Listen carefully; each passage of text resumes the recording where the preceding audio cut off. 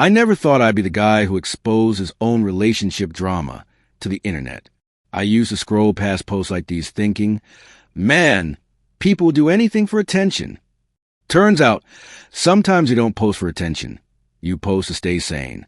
To remind yourself that you're not the one who's lost it. My name's Ethan, I'm 28, and until a few weeks ago, I thought I'd finally found peace with the woman I planned to spend the rest of my life with. Her name was Claire, 26, beautiful, ambitious, the kind of woman who could walk into a room and make everyone stop mid-conversation. For 3 years, she was my world. We moved in together last summer, shared rent, groceries, bills, 50-50, her idea. Said she wanted to be independent. I respected that. It made me proud of her. If only I'd known independence was code for freedom to lie. 3 weeks ago, Claire told me she was going out for a girls' night at her best friend Sophie's place. Harmless. She even texted me around 2 a.m., said she was too drunk to drive home, so she was crashing at Sophie's. Love you, she wrote, with that heart emoji she always used. I didn't think twice. I trusted her. But the next morning, when I checked Sophie's Instagram stories, something felt off. She'd posted videos all night from their hangout. Laughter, music, a few familiar faces, but no Claire, not even in the background. When I asked Claire about it later, she said Sophie had been acting weird about pictures lately. I shrugged it off. Maybe I was being paranoid. But somewhere deep inside, a small voice whispered, don't ignore this. The next Friday, the same routine, girls' night at Sophie's. I even joked about it. Try not to drink too much this time. She smiled, kissed me, and said, you worry too much, Ethan. At 1:47 a.m., my phone buzzed. It was my buddy Jason, who happened to be downtown. He sent me a photo from a bar, one of those crowded neon-lit spots Claire always said she hated. In the corner of his picture, blurry but unmistakable, was Claire, wrapped around some guy I didn't know, laughing like she'd never had a care in the world. The timestamp read, 1:47 a.m., 13 minutes before her, too drunk, staying at Sophie's text. I just sat there, staring at my phone. I didn't text her, didn't reply to Jason. I just stared until the screen went black. When she came home Saturday morning, she looked rough. Same dress, makeup smudged, pretending nothing was wrong. She started rambling about how Sophie's ex had shown up, and they'd stayed up all night talking. I made coffee. I smiled. I even asked if she wanted to grab lunch with Jason and his girlfriend later. She said, sure, haven't seen him in ages. That's when I knew. If she'd been at that bar innocently, she would have mentioned seeing Jason. But she didn't even blink. That weekend, I became someone I didn't recognize. A quiet detective in my own home. I checked her phone when she showered, looked at her bank transactions. Her card had charges at 3 different bars that night, including the one Jason was at. The last transaction was at a 24-hour diner across town, nowhere near Sophie's apartment. Sunday night, I was ready to confront her. I gathered screenshots, receipts, timestamps. But then, Claire posted something on Instagram that made my blood run cold. A black and white photo of her reflection in the mirror. The caption read, a queen doesn't need to explain herself to anyone. She posted it while sitting next to me on the couch. Didn't even look up from her phone. Something inside me broke. Not from anger, just pure clarity. I didn't say a word. I took a screenshot, opened my messages, and texted her dad, Mark. We got along well. Used to grab beers and talk football. I attached a screenshot and wrote, your queen daughter needs a new castle. Then I stood up, walked to our bedroom, and started packing her things. What are you doing? She asked, confused. You're moving out, I said. She laughed. Excuse me. You heard me. A queen doesn't explain herself, right? Well, this peasant doesn't house royalty. She blinked like she couldn't tell if I was serious. Then her phone started ringing. Her dad's name flashed on the screen. The look on her face, pure panic. She declined the call, but he immediately called again. Answer it, I said. She did. And I could hear Mark's voice through the speaker, booming with concern. Claire, what the hell is going on? Why did Ethan send me that message? She tried to play it off, saying I was being dramatic, but Mark wasn't buying it. Put him on speaker, he said. Ethan, what's happening? She's been lying about where she spends her nights. I said calmly, I'm done. Claire screamed, You're kicking me out because you think I lied? You have no proof. The bank statements disagree. I replied, dead silence. Then her father spoke, weary, Claire, come home. We'll talk about this. She tried to argue, but he hung up. She turned to me, tears streaming. 3 years, Ethan. You're throwing away 3 years because of one misunderstanding. No, I said quietly. I'm walking away because of the lies. Over and over again. And that post you made like you're untouchable? That was the final straw. I can't believe you dragged my parents into this, she shouted. That's manipulative. Funny coming from you, I said. She threw clothes into a bag, cursing under her breath, calling me paranoid, controlling, pathetic. I didn't respond. I just helped her carry her bags to the car. Some weird leftover politeness. Before she left, she stopped at the door. Please, Ethan, let's talk about this. I love you. I looked her in the eyes and said, Then why lie? She didn't answer, just slammed the door and drove off. That night, my apartment felt like a ghost town. Every corner whispered her name. Her hair tie on the counter, her favorite mug in the sink, her perfume still hanging in the air. I didn't cry. I just sat there, numb, listening to the hum of the refrigerator and wondering how 3 years could collapse in a single weekend. The next day, the messages started. Apologies, then anger, then begging, then silence. Her mom even called, saying I was being too harsh, that I should talk to Claire before making permanent decisions. I didn't have the heart to tell her what I knew, that her daughter wasn't where she said she'd been, and that a stranger's arm around her had told me everything I needed to know. I didn't tell them about the photo. I didn't have to, because a few days later, Claire told on herself, in spectacular fashion. 3 days after I kicked Claire out, I got a text from her dad, Mark. We need to talk. Can you come by after work? I hesitated. I figured he wanted to mediate, maybe talk me into forgiving her. But Mark wasn't the kind of man who wasted words. If he said we needed to talk, there was a reason. When I got to his house that evening, he was already waiting on the porch, a beer in his hand, eyes tired. Thanks for coming, son, he said. She's not here. Didn't want her around for this. I sat down beside him. The autumn air was heavy, quiet except for the hum of distant traffic. Mark exhaled slowly. She told her mother that you were controlling, said you monitored everything she did, that she felt suffocated. My jaw clenched. That's not true. He nodded. I know. I've known you 3 years. You're a lot of things, Ethan, but controlling isn't one of them. He paused, studying the label on his bottle. So I asked her a simple question. I said, Claire, what's going on with you and that guy from your gym? I froze. She crumbled. Mark said quietly, broke down and blurted out his name, Eric. Eric, the same name she'd mentioned casually once, months ago. Her workout buddy. She said, Eric would never treat me like this. Mark continued. That's when I knew. She'd been lying to everyone. Her mother, me, you, everyone. He looked older in that moment, shoulders sagging with disappointment.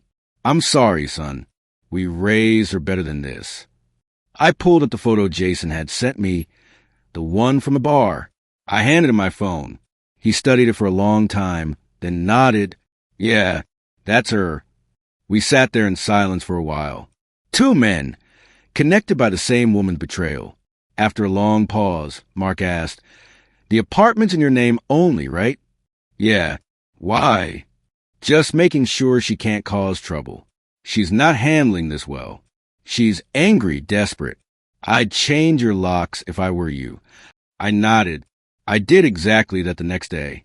I thought that would be the end of it, but Claire wasn't done. 2 days later, my landlord called, said Claire had shown up at his office in tears, claiming to be my wife, demanding access to our apartment because she was illegally evicted. I had to email him proof she wasn't on the lease, just listed as a permitted occupant. He promised to handle it, but his tone told me he'd seen this kind of thing before. By the time I got home, I'd already changed my locks and blocked her number. I thought that was the end of her nonsense. I was wrong. Thursday morning, my phone blew up, dozens of notifications. Claire had posted a long, dramatic Facebook status about surviving emotional abuse and reclaiming her power. No names mentioned, but everyone knew. She made it obvious enough. The likes poured in. Her friends left comments like, "You're so strong," and "Never let a man dim your light."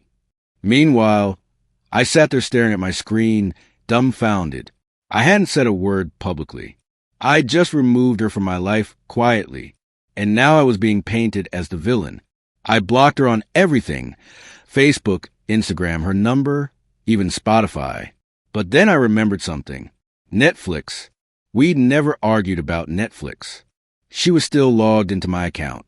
I checked the viewing history out of curiosity. She was binge-watching romance movies at her aunt's place, the same night she'd posted about escaping emotional abuse. At 3 a.m., while I lay awake wondering what went wrong, she was watching The Notebook. I took screenshots, maybe out of pettiness, maybe because some part of me still needed proof that I wasn't crazy. The next day, I got a message from Sophie, the same friend Claire had claimed to stay with. "Ethan, I just saw Claire's post. I'm so sorry. I need you to know something. She hasn't stayed at my place in months. I told her not to use my name as cover. I can't believe she lied about that." My stomach dropped. Sophie went on. "She told me she was seeing someone named Eric. I thought you knew. She said you two were basically broken up, just living together until the lease ended. So that was her plan. Keep me around as long as I was paying half the bills." I thanked Sophie for being honest. "It's not your fault," I told her. "This is on her." But then Sophie said something that changed everything. "After seeing her post trashing you, I did something impulsive," she admitted. She used to talk about Eric's girlfriend, mention her name once. "Hannah, I found her on Instagram. I messaged her, just said, we should talk about our mutual friends." She replied, "She wants to meet." I felt my heart start to pound. "Are you sure?" I asked. "Yeah," Sophie said. She sounds like she already suspects something. That was the moment I realized this wasn't just a breakup. It was a prelude to something much bigger, a storm neither of us could have prepared for. Monday morning, I met Hannah at a small coffee shop downtown. She was composed but furious, the kind of anger that sits behind calm eyes. "I knew something was off," she said, pulling out her phone. "He's been secretive for months. Late-night workouts, hiding his phone, changing his passcode." She showed me screenshots, texts between Claire and Eric, dates, times, locations, hotel bookings that matched Claire's so-called work conferences, restaurant visits that lined up with her girls' nights. Every lie she told me was right there in black and white. But the worst part wasn't the cheating. It was what came next. Hannah had messages between them planning their future, discussing how to transition out of their current relationships. Eric wrote that he'd wait until his lease ended in 3 months. Claire replied she'd wait until after Christmas. Her exact words: "Ethan always goes overboard with Christmas gifts. Might as well end things after the holidays." I laughed, right there in the middle of the cafe. Hannah didn't. She was trembling with rage. She asked if I wanted to team up for revenge. I told her I wasn't interested in drama. I just wanted peace. "You're better than me," she said. "I'm burning it all down." That Wednesday, she did exactly that. She posted everything on Facebook. Screenshots, photos, receipts, even a short video from the private investigator she'd hired. Tagged them both, their workplaces, their families, their friends. The post started with one line: "Since Eric and Claire think sneaking around is fun, let's make it public." Within an hour, my phone was exploding. Everyone who believed Claire's abuse story was now messaging me apologies. Her own friends were turning on her in the comments. Even Mark called me the next morning. "You see Facebook?" he asked. "Hard to miss," I said. She's locked herself in her room. Her mother's threatening to kick her out. He sighed heavily. Did you know all this when you kicked her out? I knew enough. Good for you, son, he said. Good for you. Then he lowered his voice. You might want to know, her company's HR got involved. They have a social media policy about conduct and public reputation. That post tagged her during work hours. So she's on administrative leave. Pending review. I didn't know what to feel. Relief? Vindication? Sadness? Eric, on the other hand, wasn't so lucky. He got fired the next day. Turns out, he'd been using a company car to visit Claire during their meetups. Hannah had the receipts and made sure to include them in her post. When it rains, it pours. That Friday, I received an email from Claire. Subject line, please read. A month passed. Life was finally starting to feel normal again. Work was steady. I'd gone back to the gym, started running again, even picked up cooking.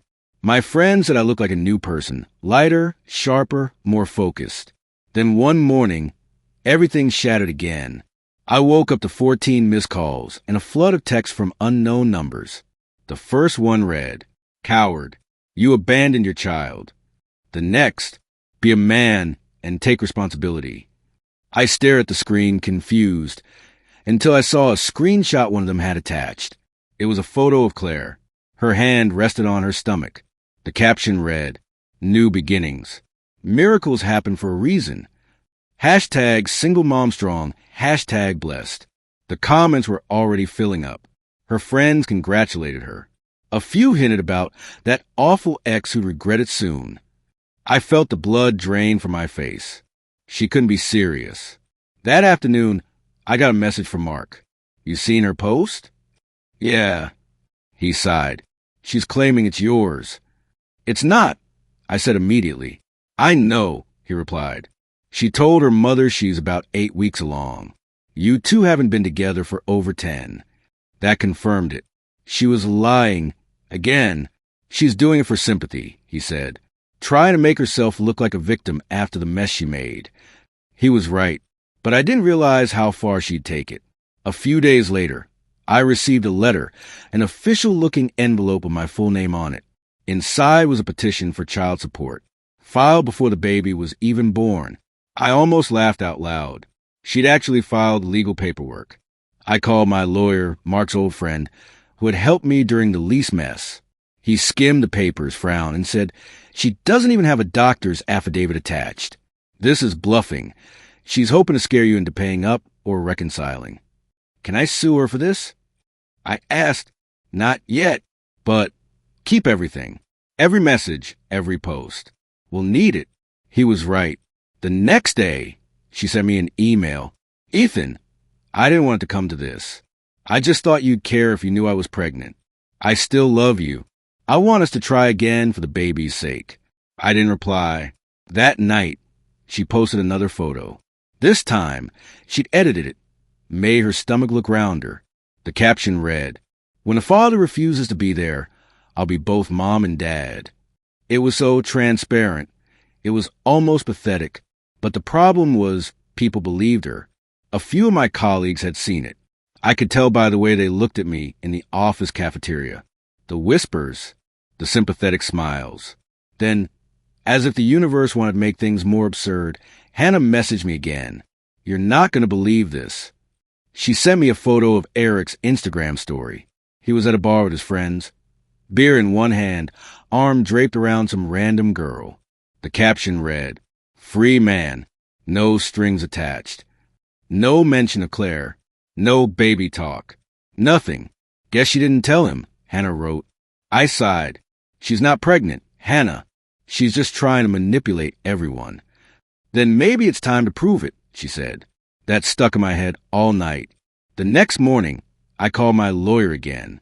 He suggested filing a formal response to the petition, demanding medical verification. When he served her notice, she'd be legally obligated to show proof of pregnancy. A week later, the results came in, and just like we expected, there was no record of any prenatal appointments under her name. She had faked everything. I thought that would finally stop her. But Claire was like a storm that refused to die quietly. She started showing up near my apartment again, hanging around the parking lot, claiming she just wanted to talk. Once, she even left a small box by my door. Inside was a baby rattle and a note that said, "You'll regret walking away." I showed it to my lawyer. He called it soft harassment. Not quite illegal, but definitely concerning. So I installed cameras. High definition, night vision, the works. 3 days later, I caught her on camera, walking up to my door at 1:17 a.m., holding a phone flashlight, placing another note.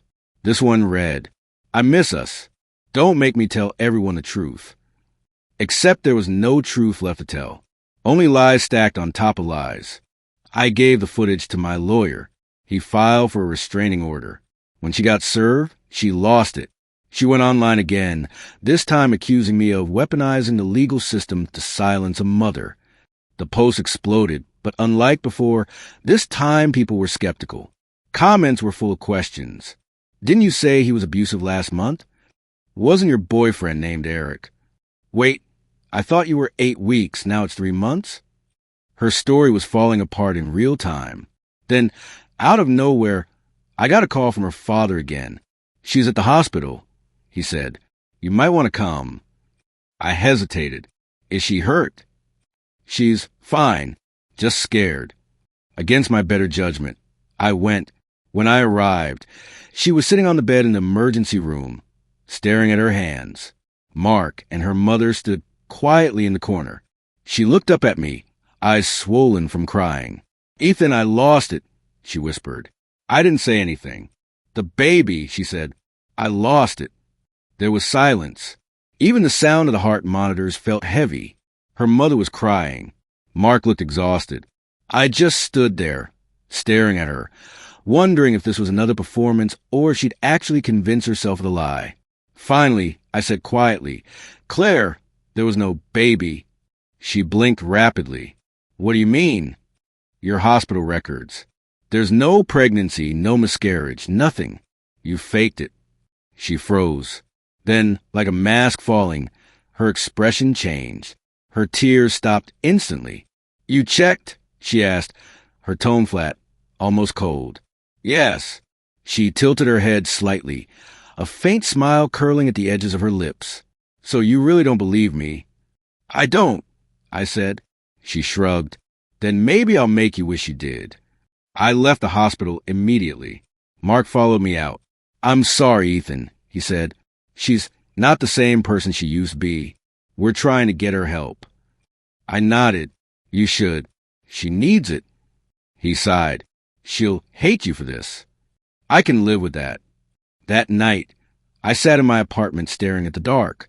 The city lights glowed through the blinds, flickering against the walls. I wasn't angry anymore, just numb. It's strange.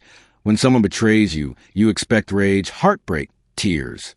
But after enough lies, there's just silence, the kind that feels final.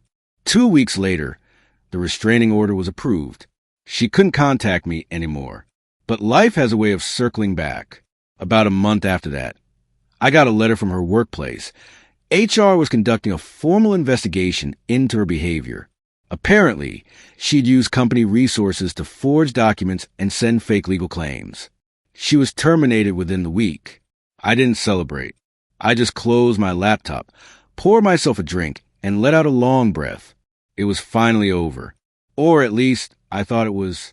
Because 2 months later, just when life seemed peaceful again, I got an unexpected email. Subject, from Eric. The email sat in my inbox like a ghost from a life I thought I'd buried. Subject, from Eric. Sender, Eric Dawson. For a full minute, I just stared at it, debating whether to open it. Finally, curiosity won.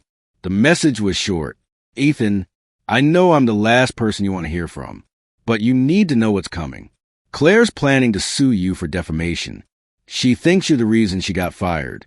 I wanted no part of this, but she's spiraling. I'm done covering for her. If you need evidence, I have messages, recordings, everything.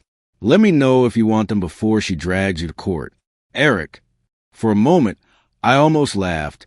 Defamation? after everything she'd done. But the more I thought about it, the more I realized she was desperate enough to try anything. So I replied, "Send me everything." Within an hour, my inbox filled with attachments, screenshots, voice memos, even short videos from her apartment. One of them was from the night she'd posted about the pregnancy. She was on a video call with Eric, laughing. "They're all buying it," she said, smirking. You should see the comments. "I almost feel bad for him." Eric laughed weakly. "You sure this is smart?" She shrugged. "I lost my job, Eric. My reputation's already trashed. I might as well get something out of it. If he even tries to take me to court, I'll say he defamed me. Or I'll cry about abuse again." People always believe the woman. That video was gold, the exact kind of evidence that could dismantle her lies completely. I forwarded it straight to my lawyer. He didn't even hesitate. "We're going on the offensive," he said. "If she files, we countersue for harassment, defamation, and emotional distress." It didn't take long. 2 weeks later, I was served again, this time her official defamation claim. She was representing herself, probably because no lawyer wanted to touch her case. The hearing was scheduled for the end of the month. I remember standing in that courtroom, wearing a black suit, calm as stone. Across the room, Claire sat alone. Her once perfect hair was a mess, her eyes hollow.